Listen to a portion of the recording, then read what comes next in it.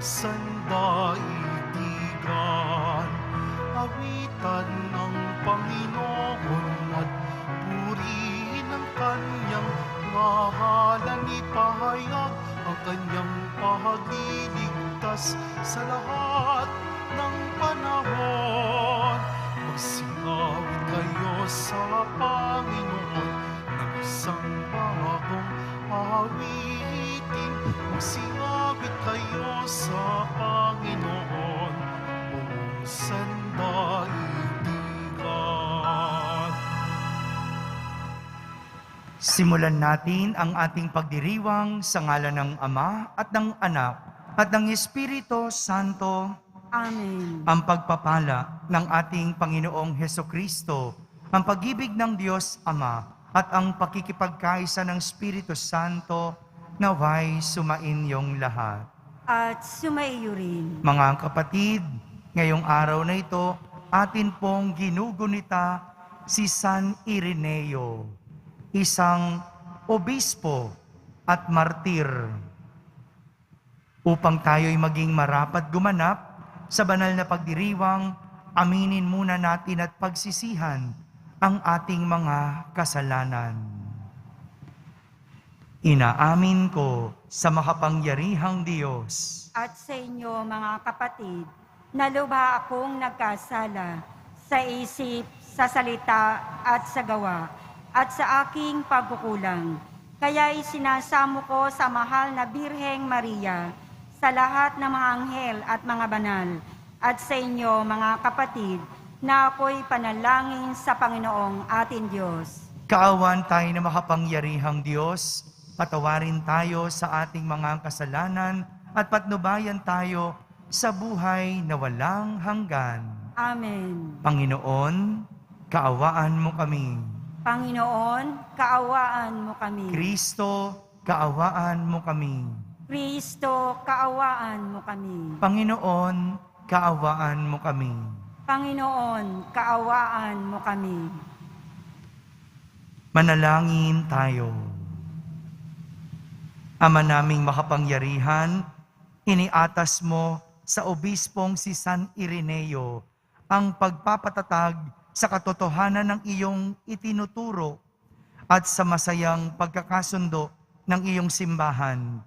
Ipagkaloob mong bilang tugon sa kanyang pagdalangin na kami dinudulutan mo ng pagbabago, bunga ng pananalig at pag-ibig ay maging laging masigasig sa pagpapaunlad ng pagkakaisa at pagkakasundo. Sa pamamagitan ni Jesucristo, kasama ng Espiritu Santo, magpasawalang hanggan. Amen. Magsiupo muna po ang lahat. Pagbasa mula sa aklat ni Propeta Amos. Pakinggan ninyo mga itaga-Israel, itong sinabi ng Panginoon. Pinatnubayan kong palabas sa Ehipto ang inyong lahi. Sa lahat ng bansa, sa ibabaw ng lupa, kayo lamang ang aking itinangi at inalagaan. Kaya't parurusahan ko kayo dahil sa inyong mga kasalanan. Maaari bang magsama sa paglalakbay ang dalawang tao kung di muna sila magtipan? Uungal ba ang leon sa kagubatan malibang makatagpo siya ng biktima? Aatungal ba ang batang leon sa loob ng yungib kung wala siyang nahuling anuman? Mabibitag ba ang isang ibon kung walang pain? Iigkas ba ang bitag kung walang huli? Maaari bang disakmalin ng takot ang mga mamamayan kapag hinipan ng bantay lunsod ang trumpeta? Mangyayari ba sa isang lunsod ang isang kahindik-hindik na bagay, malibang ito'y itulot ng Panginoon? Tunay na ang Panginoon ay di gumagawa ng anumang bagay na di ipinababatid ang kanyang balak sa kanyang mga lingkod, ang mga propeta.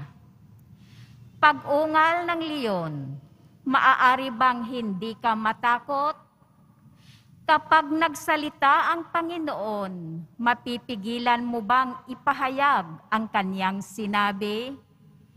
Pinuksa ko ang ilan sa inyong lungsod, tulad ng aking ginawa sa Sodoma at Gomora. Kayo'y parang nagdiringas na kahoy na inagaw sa apoy. Ngunit ayaw pa rin kayong manumbalik sa akin. Sumbat pa ng Panginoon. Kaya, mga taga-Israel, humanda kayo sa di mapipigil na paghuhukom ng inyong Diyos. Ang salita ng Diyos. Salamat sa Diyos. Poon ako'y pangunahan ng landas mo'y aking sundan. Poon, ako'y pangunahan ng landas mo'y aking sundan. Ang gawang masamay di mo kalulugdan, ang gawaing hiduay di mo papayagan. Ang mga palalot masasamang asal, iyong itatakwil at kasusuklaman. Poon, ako'y pangunahan ng landas mo'y aking sundan. Parurusahan mo yaong sinungaling, pati mararahas at ang mga taksil. Poon, ako'y pangunahan ng landas mo'y aking sundan. Dahilan sa iyong tanging pagmamahal, ako ay dudulog sa iyong tahanan. Sasambahin kita sa templo mong banal bilang isang tanda ng aking paggalang. Poon, ako'y pangunahan ng landas mo'y aking sundan. Magsiup tayo po ang lahat.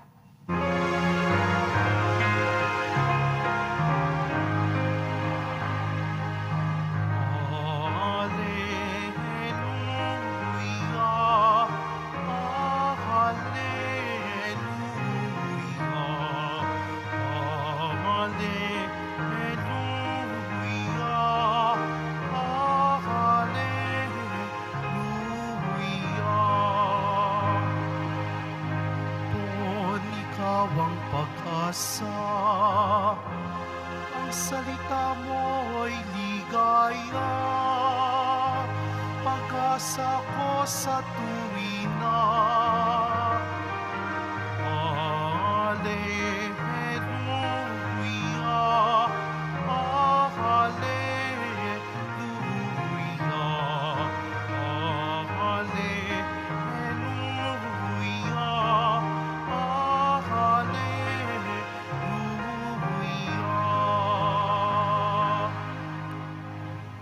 Sumainyo ang Panginoon. At sumaiyo rin. Ang mabuting balita ng Panginoon ayon kay San Mateo.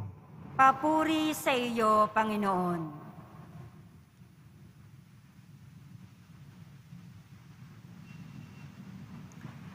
Noong panahong iyon, sumakay si Jesus sa bangka, kasama ang kanyang mga alagad. Bumugso sa lawa ang isang malakas na unos at halos matabunan ng mga alon ang bangka.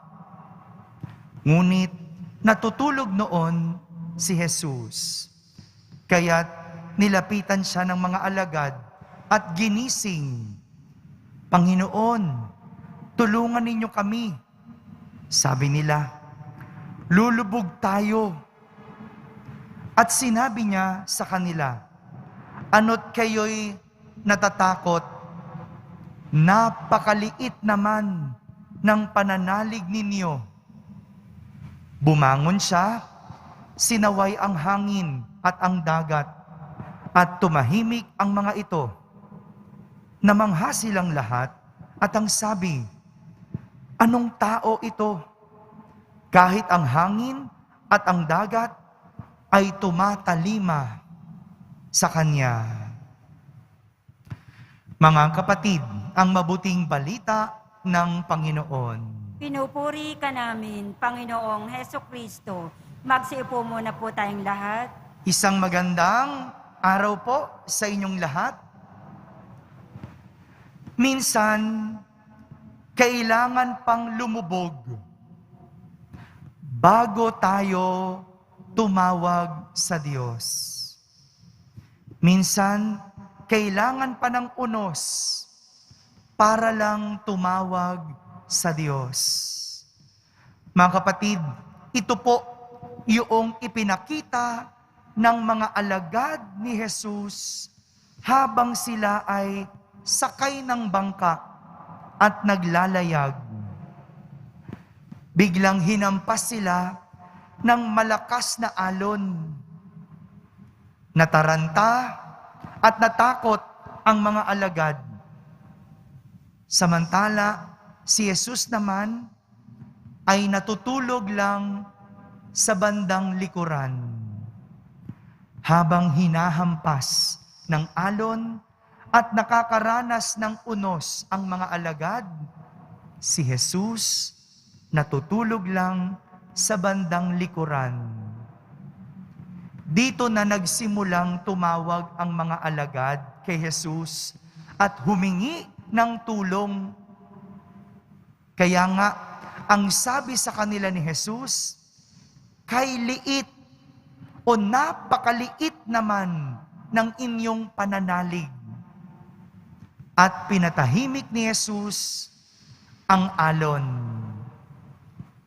Pagtuunan natin ng pansin yung sinabi ni Jesus, "Napakaliit naman ng inyong pananalig." Hindi niya sinabing, wala kayong pananalig. Hindi. Ibig sabihin, meron. Merong pananalig. Maliit nga lang. Meron kasi alam ng mga alagad kung sino ang tatawagin sa oras ng unos. Alam ng mga alagad kung sino ang hihinga ng tulong sa oras ng bagyo. Pero maliit ang kanilang pananalig kasi alam na nga nilang kasama nila si Jesus. Alam na nga nilang andoon si Jesus sa bangka. Bakit kailangan pang matakot at mataranta? Ito yung madalas na karanasan nating mga deboto at Katoliko. Simba tayo ng simba, nagdadasal naman, kaya lang bakit kapag may unos, ang daling mataranta? Minsan nga, ang iba, pumupunta pa sa iba. Iba ang nilalapitan kapag oras ng unos at bagyo. Yung iba, kapag oras ng unos, kumakapit sa patalim. Bakit ganon? Nagsisimba naman, nagdadasal naman, pero pag oras ng unos, iba ang nilalapitan. Pero ang mas nakakalungkot na kwento ay yung kailangan pang maranasan ang unos, kailangan pang lumubog bago tumawag sa Diyos. Mas madami yung ganito. Iintayin pang magkaproblema bago magsimba. Kailangan pang magkasakit bago magbagong buhay. Noong sagana, walang paramdam. Pero noong naghihirap, daing ng daing. Noong sagana, wala kang marinig. Noong naghihirap, daing ng daing. Mga kapatid, ang sinasabi sa atin at ipinapakita sa atin ng Ebanghelyo, kung alam mong kasama mo si Jesus, wala kang dapat ikatakot, wala kang dapat ikataranta, dahil tandaan, hindi ka hahayaang lumubog ni Jesus. Amen. Magsitayo po ang lahat. Minamahal kong mga kapatid, sumusunod sa anak ng Diyos, maging ang hangin at alon. Mulat sa katotohanan ito, manalangin tayo na may pananalig para sa katahimikan ng napakagulong mundo. Ating sambitin sa bawat panalangin, Panginoon, ipagkaloob mo sa amin ang iyong kapayapaan. Panginoon, ipagkaloob mo sa amin ang iyong kapayapaan. Ang simbahan sa pamamagitan ng kanyang mga miyembro naway maging malakas sa pananampalataya, higit sa lahat sa kanilang pagharap sa mga paghihirap at pagsubok sa ating panahon. Manalangin tayo. Panginoon, ipagkaloob mo sa amin ang iyong kapayapaan. Ang mga naglalakbay sa karagatan, ang mga mandaragat, mga mangingisda, at yaong mga taong sa dagat nagmumula ang ikinabubuhay, naway makadama ng kasiguruhan at kaligtasan. Manalangin tayo. Panginoon, ipagkaloob mo sa amin ang iyong kapayapaan. Ang mga nanghihina sa kanilang pananampalataya, naway mapanatat sa pamamagitan ng tulong at suporta ng kanilang mga kaibigan. Manalangin tayo. Panginoon, ipagkaloob mo sa amin ang iyong kapayapaan. Ang mga may kapansanan at mga nagdurusa sa matagal na karamdaman, naway makatagpo ng kapayapaan kay Kristong may kapangyarihang magpagaling. Manalangin tayo. Panginoon, ipagkaloob mo sa amin ang iyong kapayapaan. Ang mga yumao, naway makadama ng walang hanggang kapayapaan kay Kristo. Manalangin tayo. Panginoon, ipagkaloob mo sa amin ang iyong kapayapaan. Sa katahimikan, ating ilapit sa Diyos ang ating mga pansariling kahilingan.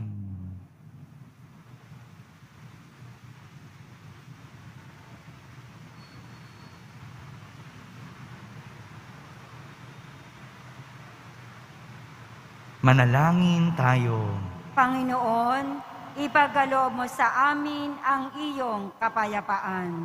Ama sa langit, patatagin nawa kami ng pagsubok at suliranin ng buhay na puno ng unos at magdulot nawa ito ng kapayapaan sa aming mga kaluluwa.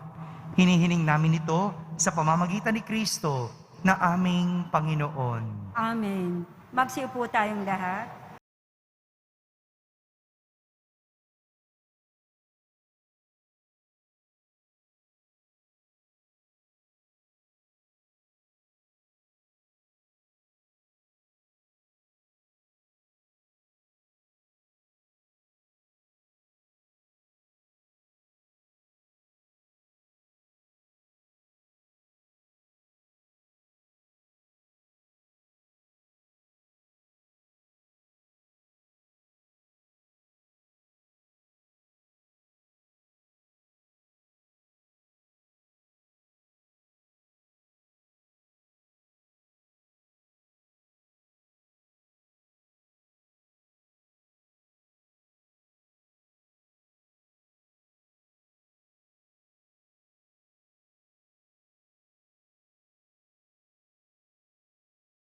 Magsitayo po ang lahat. Manalangin kayo mga kapatid upang ang paghahain natin ay kalugdan ng Diyos amang makapangyarihan. Tanggapin nawa ng Panginoon itong paghahain sa iyong mga kamay, sa kapurihan niya at karangalan, sa ating kapakinabangan at sa buong sambayanan niyang banal. Ama naming lumikha, pakabanalin mo at basbasan ang mga alay na nakahanda upang paalabin nito ang aming diwa sa ningas ng pag-ibig mo na nagdulot ng tagumpay sa pagpapakasakit ni San Ireneo. Sa pamamagitan ni Jesucristo, kasama ng Espiritu Santo, magpasawalang hanggan. Amen. Sumainyo ang Panginoon. At sumaiyo rin. Itaas sa Diyos ang inyong puso at diwa. Itinaas na namin sa Panginoon. Pasalamatan natin ang Panginoong ating Diyos. Marapat na siya ay pasalamatan. Ama naming makapangyarihan, tunay ngang marapat na ikaw ay aming pasalamatan. Ngayong aming kagalakan na si San Ireneo ay parangalan.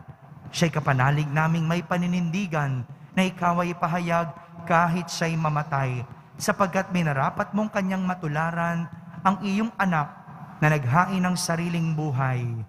Tulad ng naganap sa iyong anak, ang dugo ng mga martir ay dumanak, hindi dahil sa katatagang likas, kundi dahil sa iyong bigay na lakas.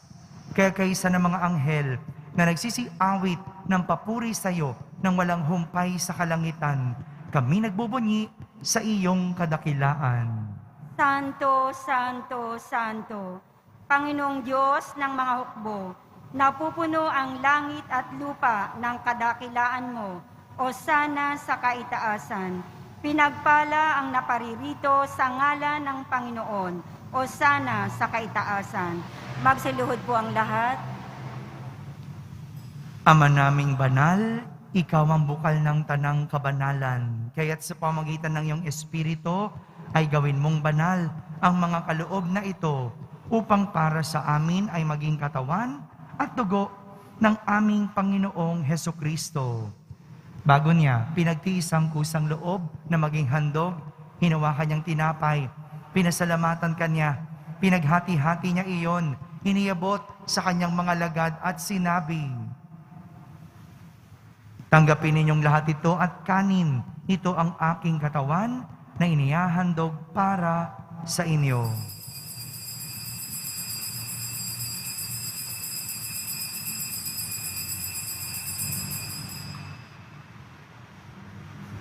Gayon din naman, nung matapos ang hapunan, hinawakan niyang kalis, muli kanyang pinasalamatan, iniabot niyang kalis sa kanyang mga lagad at sinabi, "Tanggapin ninyong lahat ito at inumin, ito ang kalis ng aking dugo, ng bago at walang hanggang tipan, ang aking dugo na ibubuhos para sa inyo at para sa lahat, sa ikapagpapatawad ng mga kasalanan. Gawin ninyo ito sa pag-alaala sa akin."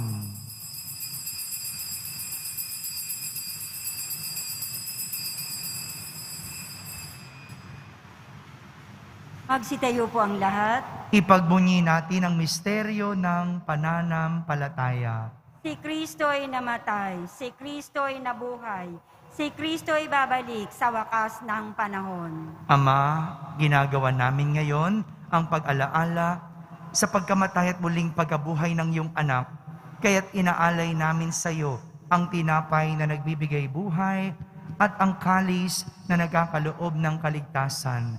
Kami nagpapasalamat dahil kami iyong minarapat na tumayo sa harap mo para maglingkod sa iyo.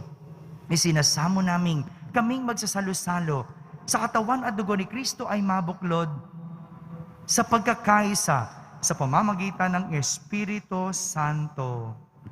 Ama, lingapin mo ang iyong simbahang laganap sa buong daigdig. Puspusin mo kami sa pag-ibig kaysa ni Francisco na aming Papa, ni Jose na aming Obispo at ng Tanang Kaparian. Alalahanin mo rin ang mga kapatid naming nahimlay na may pag-asang sila'y muling mabubuhay. Gayon din ang lahat ng mga pumanaw. Kaawan mo sila at patuloyin sa iyong kaliwanagan. Kaawan mo at pagindapating kaming lahat na makasalo sa iyong buhay na walang wakas. Kaisa na mahal na Birheng Maria na Ina ng Diyos, ng kabiyak ng puso niyang si San Jose, kaysa ng mga apostol ni San Ireneo at ang lahat ng mga banal na namuhay dito sa daigdig ng kalugod-lugod sa iyo. May pagdiwang nawa namin ang pagpupuri sa kararangal mo sa pamamagitan ng iyong anak na aming Panginoong Hesukristo. Sa pamamagitan ni Kristo, kasama niya at sa Kanya, ang lahat ng parangal at papuri ay sa iyo, Diyos Amang makapangyarihan, kasama ng Espiritu Santo, magpa sa walang hanggan. Amen. Sa tagubilin ng mga nakahagaling na utos at turo ni Jesus na Panginoon natin at Diyos, ipahayag natin ng lakas loob. Ama namin, sumasalangit ka, Sambahin ang ngalan mo, mapasa amin ang kaharian mo, sundin ang loob mo dito sa lupa para nang sa langit. Bigyan mo kami ngayon ng aming kakanin sa araw-araw, at patawarin mo kami sa aming mga sala, para nang pagpapatawad namin sa nakakasala sa amin. At huwag mo kaming ipahintulot sa tukso, at iadya mo kami sa lahat ng masama. hinihiling namin kami iadya sa lahat ng masama, pagkalooban ng kapayapaan araw-araw, iligtas sa kasalanan at ilayo sa lahat ng kapahamakan.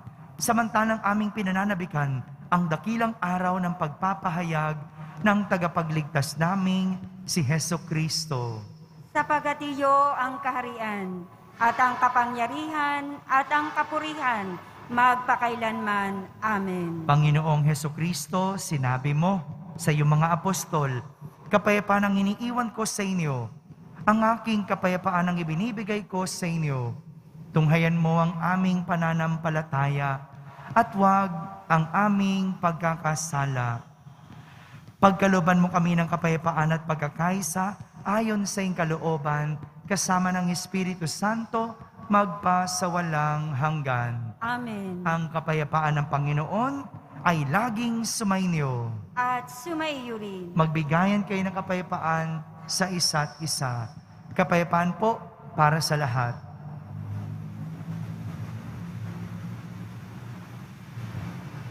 Kordero ng Diyos na nag-aalis ng mga kasalanan ng sanlibutan, maawa ka sa amin.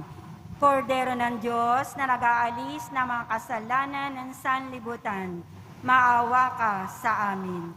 Kordero ng Diyos na nag-aalis ng mga kasalanan ng sanlibutan, ipagkaloob mo sa amin ang kapayapaan. Magsilod po tayong lahat.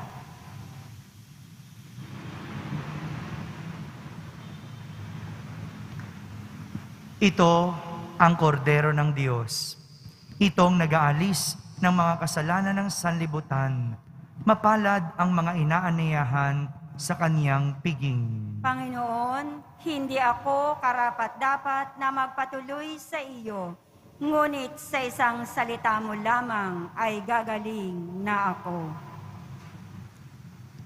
Ang katawan ni Kristo. Amen.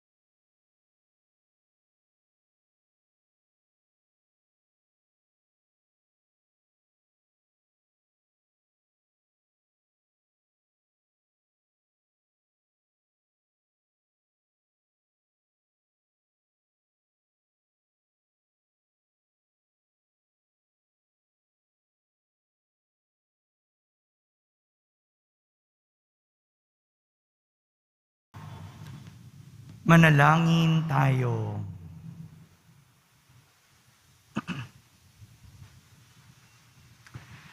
Ama naming mapagmahal, ang tinanggap naming banal na pakikinabang ay magdulot nawa sa amin ng katatagan na nagkaloob ng katapatan sa paglilingkod at tagumpay sa pagtitiis ng pagsubok sa iyong martir na si San Ireneo.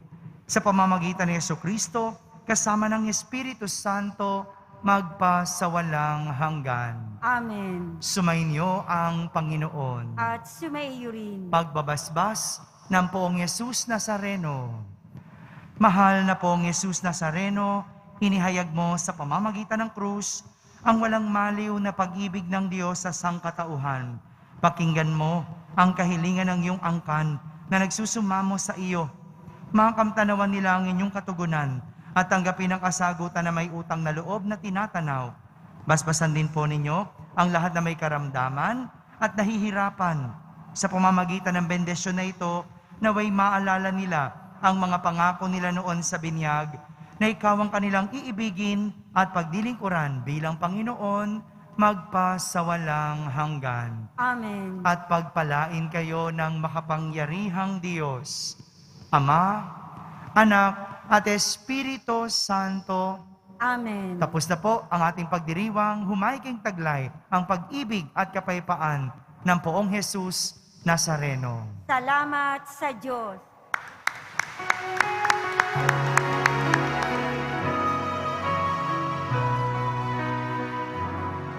Nuestro Padre Jesus Nazareno, sinasamba ka namin, pinipintuho ka namin, aral mo ang aming buhay at kaligtasan. Nuestro Padre Jesus Nazareno, iligtas mo kami sa kasalanan. Ang krus mong kinamatayan ay sagisag ng aming kaligtasan. Nuestro Padre Jesus Nazareno,